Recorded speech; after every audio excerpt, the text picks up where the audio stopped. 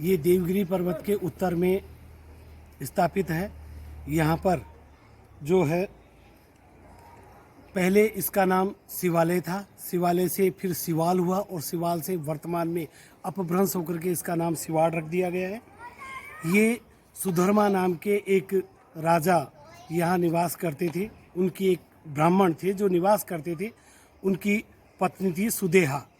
सुदेहा के कोई संतान नहीं हुई, तब उन्होंने अपनी बहन गुस्मा का विवाह अपने पति के साथ में ही करवा दिया।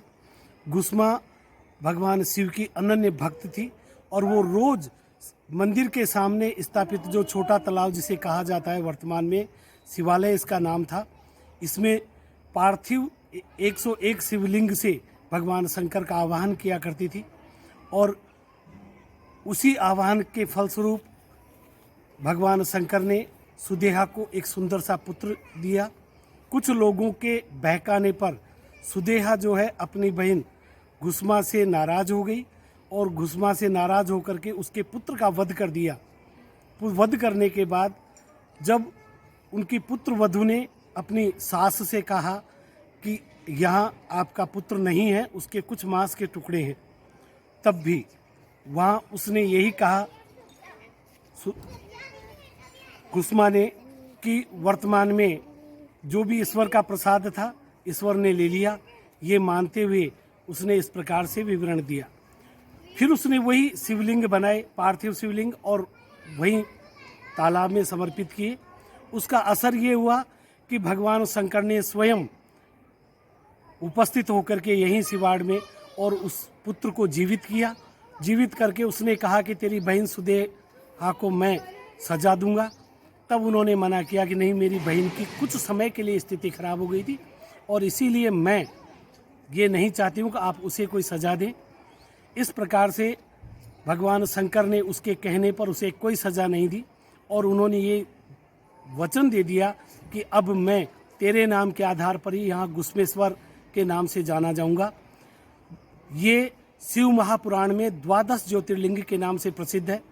आज शिवाड़ में हर सोमवार को जागरण होता है। उसके बाद शिवरात्रि पर यहाँ लक्खी मेला भरता है।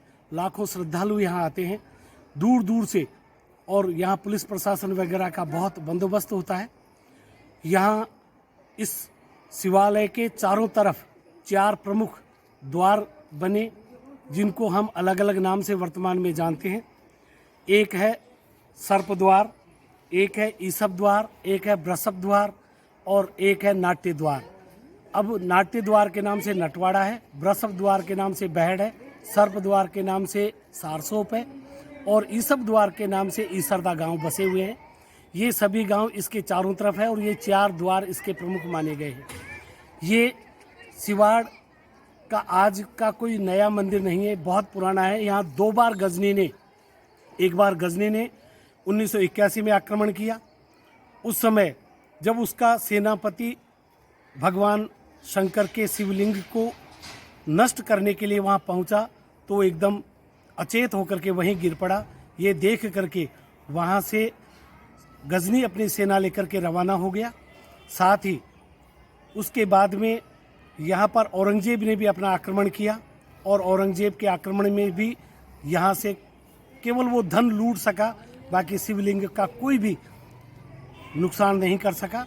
और उसी आपको एक जानकारी और दे दूं, भगवान गुस्मेश्वर के शिवलिंग मंदिर के सामने ही एक छोटा सा मंदिर बना रखा है जहां पर बहुत सारे शिवलिंग रखे हुए हैं। ये सभी शिवलिंग कहते हैं कि गुस्मा ने जो तालाब में समर्पित किए थे या चढ़ाती थी वही शिवलिंग तालाब में से निकले हैं और उनको जब निकाल करके यहाँ पर स्थापित कर दिया गया है और आज लोग इन शिवलिंगों की भी पूजा करते हैं। ये और विशेष एक जानकारी है। सभी दर्शनार्थी आप पधारें तो उन शिवलिंगों पर भी दर्शन करें और अपने मन की भावना को वहाँ प्रकट करें। जय हिंद। करते हैं। पिछले 15-17 सालों से हर सावन मास में जयपुर से 2-3 बसें लेके 150-200 यात्रियों को यहाँ दर्शन लाभ कराते हैं और फिर यहाँ के बाद त्रिनेत्र गणेश जी के रणथंबोर दर्शन का भी सहयोग रहता है और काफ़ी यात्री आते हैं। पिछले 15-17 सालों से आ रहे हैं। बढ़िया आनंद रहता है और शंकर भगवान के दर्शन का सौभाग्य प्राप्त होता है सावन महीने में। कई बार तो काफ़ी बरसात का भी आनंद मिलता है, झंडे वगैरह, रणथंभौर, काफ़ी अच्छे यात्री आनंदित हो जाते हैं और सबकी मनोकामनाएं पूर्ण होती है।